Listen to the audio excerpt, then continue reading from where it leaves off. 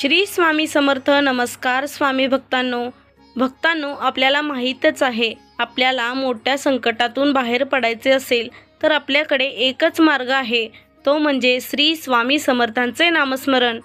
जो भक्त खऱ्या मनाने श्री स्वामी समर्थांचे नामस्मरण करतो त्या व्यक्तीला दुःखातून लवकर सुटका मिळते. आजच्या या व्हिडिओमध्ये आपण श्री स्वामी समर्थांचा एक ऋणमुक्ती महाशक्तिशाली मंत्र ऐकणार आहोत. या मंत्रामुळे तुमच्या संपत्तीचा मार्ग खुला होईल. स्वामी महाराजांची कृपा होताच डोक्यावरचे लाखो करोडो रुपयांचे कर्ज सुटायला वेळ लागत नाही. भक्तांनो, तुम्ही नाईलाजाने कर्ज घेतले असेल, घेतलेले कर्ज लवकर फिटत नसेल, कर्जाचे हप्ते वाढत चालले असतील, पैशांची समस्या वाढत चालली असेल, तर भक्तांनो, स्वामी समर्थांचा हा मंत्र आत्तापासूनच ऐकायला सुरुवात करा. या मंत्राचा जप केल्यामुळे गरिबी मुळापासून नाहीशी होईल. स्वामी समर्थांचा आशीर्वाद तुम्हाला मिळेल. पण हे सर्व तेव्हाच शक्य होईल जेव्हा तुम्ही हा मंत्र संपूर्ण ऐकाल.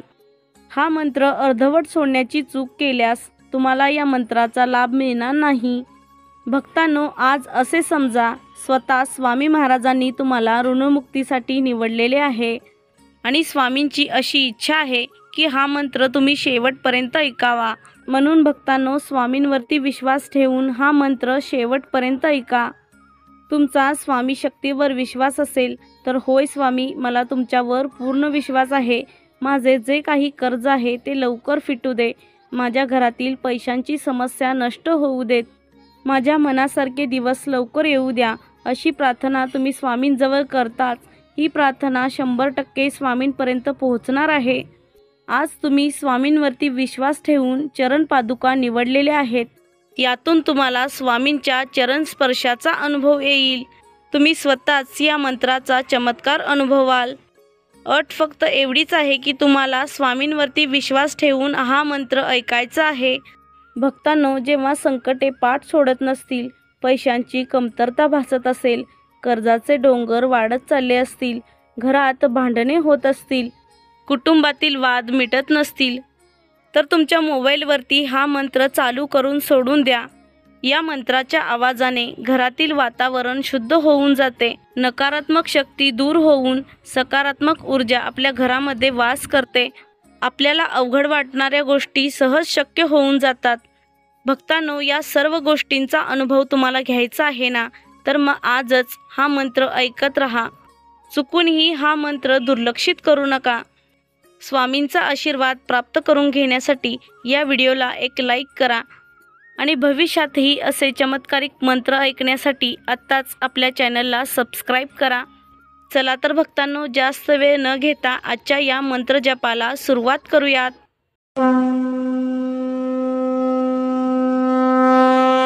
ओम ऋणमुक्तेश्वराय श्री स्वामी समर्थाय नमः. ओम ऋणमुक्तेश्वराय श्री स्वामी समर्थाय नमः. ओम ऋणमुक्तेश्वराय श्री स्वामी समर्थाय नमः. ओम ऋणमुक्तेश्वराय श्री स्वामी समर्थाय नमः. ओम ऋणमुक्तेश्वराय श्री स्वामी समर्थाय नमः. ओम ऋणमुक्तेश्वराय श्री स्वामी समर्थाय नमः. ओम ऋणमुक्तेश्वराय श्री स्वामी समर्थाय नमः.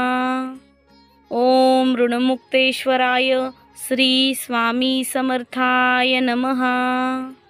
ओम ऋणमुक्तेश्वराय श्री स्वामी समर्थाय नमः. ओम ऋणमुक्तेश्वराय श्री स्वामी समर्थाय नमः. ओम ऋणमुक्तेश्वराय श्री स्वामी समर्थाय नमः. ओम ऋणमुक्तेश्वराय श्री स्वामी समर्थाय नमः. ओम ऋणमुक्तेश्वराय श्री स्वामी समर्थाय नमः. ओम ऋणमुक्तेश्वराय श्री स्वामी समर्थाय नमः.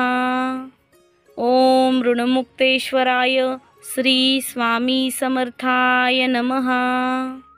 ओम ऋणमुक्तेश्वराय श्री स्वामी समर्थाय नमः। ओम ऋणमुक्तेश्वराय श्री स्वामी समर्थाय नमः। ओम ऋणमुक्तेश्वराय श्री स्वामी समर्थाय नमः। ओम ऋणमुक्तेश्वराय श्री स्वामी समर्थाय नमः। ओम ऋणमुक्तेश्वराय श्री स्वामी समर्थाय नमः। ओम ऋणमुक्तेश्वराय श्री स्वामी समर्थाय नमः। ओम ऋणमुक्तेश्वराय श्री स्वामी समर्थाय नमः। ओम ऋणमुक्तेश्वराय श्री स्वामी समर्थाय नमः। ओम ऋणमुक्तेश्वराय श्री स्वामी समर्थाय नमः। ओम ऋणमुक्तेश्वराय श्री स्वामी समर्थाय नमः। ओम ऋणमुक्तेश्वराय श्री स्वामी समर्थाय नमः। ओम ऋणमुक्तेश्वराय श्री स्वामी समर्थाय नमः। ओम ऋणमुक्तेश्वराय श्री स्वामी समर्थाय नमः। ओम ऋणमुक्तेश्वराय श्री स्वामी समर्थाय नमः। ओम ऋणमुक्तेश्वराय श्री स्वामी समर्थाय नमः। ओम ऋणमुक्तेश्वराय श्री स्वामी समर्थाय नमः। ओम ऋणमुक्तेश्वराय श्री स्वामी समर्थाय नमः। ओम ऋणमुक्तेश्वराय श्री स्वामी समर्थाय नमः। ओम ऋणमुक्तेश्वराय श्री स्वामी समर्थाय नमः। ओम ऋणमुक्तेश्वराय श्री स्वामी समर्थाय नमः। ओम ऋणमुक्तेश्वराय श्री स्वामी समर्थाय नमः। ओम ऋणमुक्तेश्वराय श्री स्वामी समर्थाय नमः। ओम ऋणमुक्तेश्वराय श्री स्वामी समर्थाय नमः। ओम ऋणमुक्तेश्वराय श्री स्वामी समर्थाय नमः। ओम ऋणमुक्तेश्वराय श्री स्वामी समर्थाय नमः। ओम ऋणमुक्तेश्वराय श्री स्वामी समर्थाय नमः। ओम ऋणमुक्तेश्वराय श्री स्वामी समर्थाय नमः। ओम ऋणमुक्तेश्वराय श्री स्वामी समर्थाय नमः। ओम ऋणमुक्तेश्वराय श्री स्वामी समर्थाय नमः। ओम ऋणमुक्तेश्वराय श्री स्वामी समर्थाय नमः। ओम ऋणमुक्तेश्वराय श्री स्वामी समर्थाय नमः। ओम ऋणमुक्तेश्वराय श्री स्वामी समर्थाय नमः। ओम ऋणमुक्तेश्वराय श्री स्वामी समर्थाय नमः। ओम ऋणमुक्तेश्वराय श्री स्वामी समर्थाय नमः। ओम ऋणमुक्तेश्वराय श्री स्वामी समर्थाय नमः। ओम ऋणमुक्तेश्वराय श्री स्वामी समर्थाय नमः। ओम ऋणमुक्तेश्वराय श्री स्वामी समर्थाय नमः। ओम ऋणमुक्तेश्वराय श्री स्वामी समर्थाय नमः। ओम ऋणमुक्तेश्वराय श्री स्वामी समर्थाय नमः। ओम ऋणमुक्तेश्वराय श्री स्वामी समर्थाय नमः। ओम ऋणमुक्तेश्वराय श्री स्वामी समर्थाय नमः। ओम ऋणमुक्तेश्वराय श्री स्वामी समर्थाय नमः। ओम ऋणमुक्तेश्वराय श्री स्वामी समर्थाय नमः। ओम ऋणमुक्तेश्वराय श्री स्वामी समर्थाय नमः। ओम ऋणमुक्तेश्वराय श्री स्वामी समर्थाय नमः। ओम ऋणमुक्तेश्वराय श्री स्वामी समर्थाय नमः। ओम ऋणमुक्तेश्वराय श्री स्वामी समर्थाय नमः। ओम ऋणमुक्तेश्वराय श्री स्वामी समर्थाय नमः। ओम ऋणमुक्तेश्वराय श्री स्वामी समर्थाय नमः। ओम ऋणमुक्तेश्वराय श्री स्वामी समर्थाय नमः। ओम ऋणमुक्तेश्वराय श्री स्वामी समर्थाय नमः। ओम ऋणमुक्तेश्वराय श्री स्वामी समर्थाय नमः। ओम ऋणमुक्तेश्वराय श्री स्वामी समर्थाय नमः। ओम ऋणमुक्तेश्वराय श्री स्वामी समर्थाय नमः। ओम ऋणमुक्तेश्वराय श्री स्वामी समर्थाय नमः। ओम ऋणमुक्तेश्वराय श्री स्वामी समर्थाय नमः। ओम ऋणमुक्तेश्वराय श्री स्वामी समर्थाय नमः। ओम ऋणमुक्तेश्वराय श्री स्वामी समर्थाय नमः। ओम ऋणमुक्तेश्वराय श्री स्वामी समर्थाय नमः। ओम ऋणमुक्तेश्वराय श्री स्वामी समर्थाय नमः। ओम ऋणमुक्तेश्वराय श्री स्वामी समर्थाय नमः। ओम ऋणमुक्तेश्वराय श्री स्वामी समर्थाय नमः। ओम ऋणमुक्तेश्वराय श्री स्वामी समर्थाय नमः। ओम ऋणमुक्तेश्वराय श्री स्वामी समर्थाय नमः। ओम ऋणमुक्तेश्वराय श्री स्वामी समर्थाय नमः। ओम ऋणमुक्तेश्वराय श्री स्वामी समर्थाय नमः।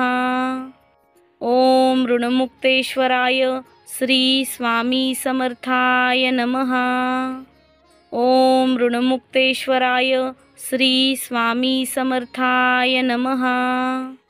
ओम ऋणमुक्तेश्वराय श्री स्वामी समर्थाय नमः। ओम ऋणमुक्तेश्वराय श्री स्वामी समर्थाय नमः। ओम ऋणमुक्तेश्वराय श्री स्वामी समर्थाय नमः। ओम ऋणमुक्तेश्वराय श्री स्वामी समर्थाय नमः। ओम ऋणमुक्तेश्वराय श्री स्वामी समर्थाय नमः। ओम ऋणमुक्तेश्वराय श्री स्वामी समर्थाय नमः। ओम ऋणमुक्तेश्वराय श्री स्वामी समर्थाय नमः। ओम ऋणमुक्तेश्वराय श्री स्वामी समर्थाय नमः। ओम ऋणमुक्तेश्वराय श्री स्वामी समर्थाय नमः। ओम ऋणमुक्तेश्वराय श्री स्वामी समर्थाय नमः। ओम ऋणमुक्तेश्वराय श्री स्वामी समर्थाय नमः। ओम ऋणमुक्तेश्वराय श्री स्वामी समर्थाय नमः। ओम ऋणमुक्तेश्वराय श्री स्वामी समर्थाय नमः। ओम ऋणमुक्तेश्वराय श्री स्वामी समर्थाय नमः। ओम ऋणमुक्तेश्वराय श्री स्वामी समर्थाय नमः। ओम ऋणमुक्तेश्वराय श्री स्वामी समर्थाय नमः। ओम ऋणमुक्तेश्वराय श्री स्वामी समर्थाय नमः। ओम ऋणमुक्तेश्वराय श्री स्वामी समर्थाय नमः। ओम ऋणमुक्तेश्वराय श्री स्वामी समर्थाय नमः। ओम ऋणमुक्तेश्वराय श्री स्वामी समर्थाय नमः। ओम ऋणमुक्तेश्वराय श्री स्वामी समर्थाय नमः। ओम ऋणमुक्तेश्वराय श्री स्वामी समर्थाय नमः। ओम ऋणमुक्तेश्वराय श्री स्वामी समर्थाय नमः। ओम ऋणमुक्तेश्वराय श्री स्वामी समर्थाय नमः। ओम ऋणमुक्तेश्वराय श्री स्वामी समर्थाय नमः। ओम ऋणमुक्तेश्वराय श्री स्वामी समर्थाय नमः। ओम ऋणमुक्तेश्वराय श्री स्वामी समर्थाय नमः। ओम ऋणमुक्तेश्वराय श्री स्वामी समर्थाय नमः। ओम ऋणमुक्तेश्वराय श्री स्वामी समर्थाय नमः। ओम ऋणमुक्तेश्वराय श्री स्वामी समर्थाय नमः। ओम ऋणमुक्तेश्वराय श्री स्वामी समर्थाय नमः। ओम ऋणमुक्तेश्वराय श्री स्वामी समर्थाय नमः। ओम ऋणमुक्तेश्वराय श्री स्वामी समर्थाय नमः। ओम ऋणमुक्तेश्वराय श्री स्वामी समर्थाय नमः। ओम ऋणमुक्तेश्वराय श्री स्वामी समर्थाय नमः। ओम ऋणमुक्तेश्वराय श्री स्वामी समर्थाय नमः।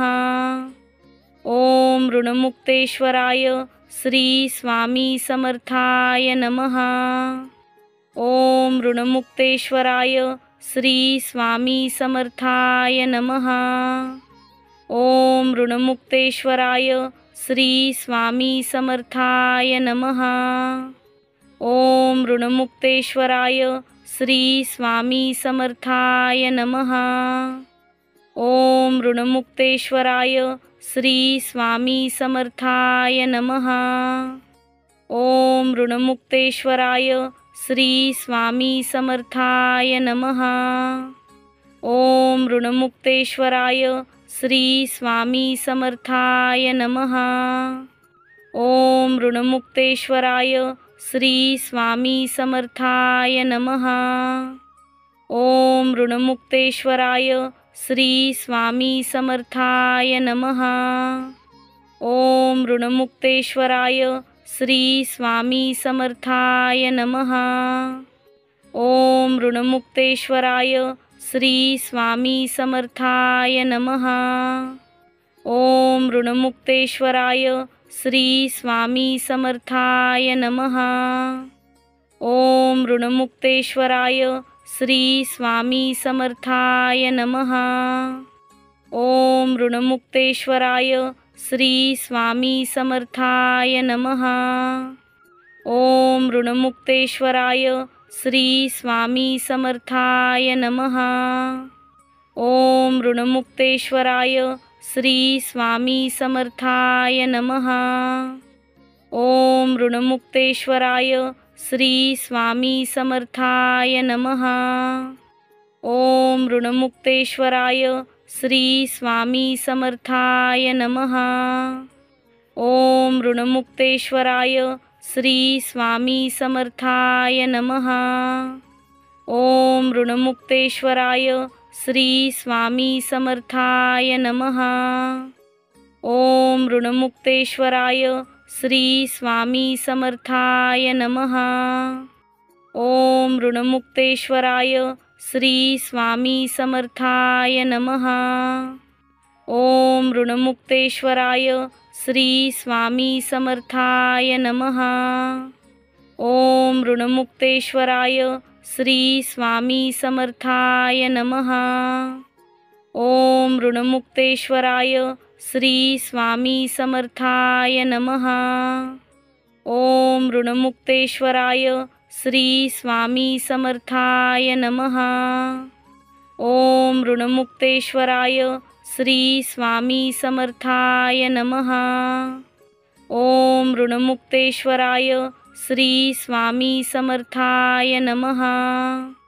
ओम ऋणमुक्तेश्वराय श्री स्वामी समर्थाय नमः। ओम ऋणमुक्तेश्वराय श्री स्वामी समर्थाय नमः। ओम ऋणमुक्तेश्वराय श्री स्वामी समर्थाय नमः। ओम ऋणमुक्तेश्वराय श्री स्वामी समर्थाय नमः। ओम ऋणमुक्तेश्वराय श्री स्वामी समर्थाय नमः। ओम ऋणमुक्तेश्वराय श्री स्वामी समर्थाय नमः। ओम ऋणमुक्तेश्वराय श्री स्वामी समर्थाय नमः। ओम ऋणमुक्तेश्वराय श्री स्वामी समर्थाय नमः। ओम ऋणमुक्तेश्वराय श्री स्वामी समर्थाय नमः। ओम ऋणमुक्तेश्वराय श्री स्वामी समर्थाय नमः। ओम ऋणमुक्तेश्वराय श्री स्वामी समर्थाय नमः। ओम ऋणमुक्तेश्वराय श्री स्वामी समर्थाय नमः। ओम ऋणमुक्तेश्वराय श्री स्वामी समर्थाय नमः। ओम ऋणमुक्तेश्वराय श्री स्वामी समर्थाय नमः। ओम ऋणमुक्तेश्वराय श्री स्वामी समर्थाय नमः। ओम ऋणमुक्तेश्वराय श्री स्वामी समर्थाय नमः।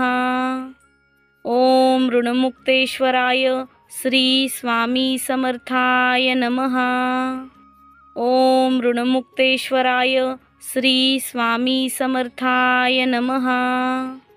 ओम ऋणमुक्तेश्वराय श्री स्वामी समर्थाय नमः। ओम ऋणमुक्तेश्वराय श्री स्वामी समर्थाय नमः। ओम ऋणमुक्तेश्वराय श्री स्वामी समर्थाय नमः। ओम ऋणमुक्तेश्वराय श्री स्वामी समर्थाय नमः। ओम ऋणमुक्तेश्वराय श्री स्वामी समर्थाय नमः। ओम ऋणमुक्तेश्वराय श्री स्वामी समर्थाय नमः। ओम ऋणमुक्तेश्वराय श्री स्वामी समर्थाय नमः। ओम ऋणमुक्तेश्वराय श्री स्वामी समर्थाय नमः। ओम ऋणमुक्तेश्वराय श्री स्वामी समर्थाय नमः। ओम ऋणमुक्तेश्वराय श्री स्वामी समर्थाय नमः। ओम ऋणमुक्तेश्वराय श्री स्वामी समर्थाय नमः। ओम ऋणमुक्तेश्वराय श्री स्वामी समर्थाय नमः। ओम ऋणमुक्तेश्वराय श्री स्वामी समर्थाय नमः। ओम ऋणमुक्तेश्वराय श्री स्वामी समर्थाय नमः। ओम ऋणमुक्तेश्वराय श्री स्वामी समर्थाय नमः। ओम ऋणमुक्तेश्वराय श्री स्वामी समर्थाय नमः। ओम ऋणमुक्तेश्वराय श्री स्वामी समर्थाय नमः। ओम ऋणमुक्तेश्वराय श्री स्वामी समर्थाय नमः। ओम ऋणमुक्तेश्वराय श्री स्वामी समर्थाय नमः। ओम ऋणमुक्तेश्वराय श्री स्वामी समर्थाय नमः। ओम ऋणमुक्तेश्वराय श्री स्वामी समर्थाय नमः। ओम ऋणमुक्तेश्वराय श्री स्वामी समर्थाय नमः। ओम ऋणमुक्तेश्वराय श्री स्वामी समर्थाय नमः। ओम ऋणमुक्तेश्वराय श्री स्वामी समर्थाय नमः। ओम ऋणमुक्तेश्वराय श्री स्वामी समर्थाय नमः। ओम ऋणमुक्तेश्वराय श्री स्वामी समर्थाय नमः। ओम ऋणमुक्तेश्वराय श्री स्वामी समर्थाय नमः। ओम ऋणमुक्तेश्वराय श्री स्वामी समर्थाय नमः। ओम ऋणमुक्तेश्वराय श्री स्वामी समर्थाय नमः। ओम ऋणमुक्तेश्वराय श्री स्वामी समर्थाय नमः। ओम ऋणमुक्तेश्वराय श्री स्वामी समर्थाय नमः। ओम ऋणमुक्तेश्वराय श्री स्वामी समर्थाय नमः। ओम ऋणमुक्तेश्वराय श्री स्वामी समर्थाय नमः। ओम ऋणमुक्तेश्वराय श्री स्वामी समर्थाय नमः। ओम ऋणमुक्तेश्वराय श्री स्वामी समर्थाय नमः। ओम ऋणमुक्तेश्वराय श्री स्वामी समर्थाय नमः। ओम ऋणमुक्तेश्वराय श्री स्वामी समर्थाय नमः। ओम ऋणमुक्तेश्वराय श्री स्वामी समर्थाय नमः। ओम ऋणमुक्तेश्वराय श्री स्वामी समर्थाय नमः। ओम ऋणमुक्तेश्वराय श्री स्वामी समर्थाय नमः।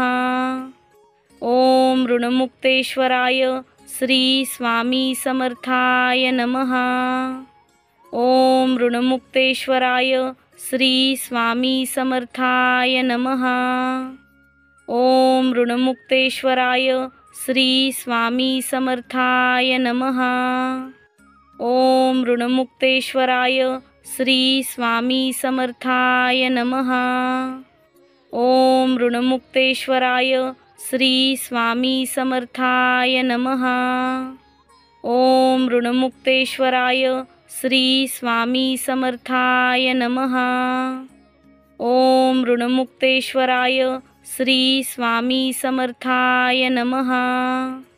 ओम ऋणमुक्तेश्वराय श्री स्वामी समर्थाय नमः। ओम ऋणमुक्तेश्वराय श्री स्वामी समर्थाय नमः। ओम ऋणमुक्तेश्वराय श्री स्वामी समर्थाय नमः। ओम ऋणमुक्तेश्वराय श्री स्वामी समर्थाय नमः। ओम ऋणमुक्तेश्वराय श्री स्वामी समर्थाय नमः। ओम ऋणमुक्तेश्वराय श्री स्वामी समर्थाय नमः। ओम ऋणमुक्तेश्वराय श्री स्वामी समर्थाय नमः।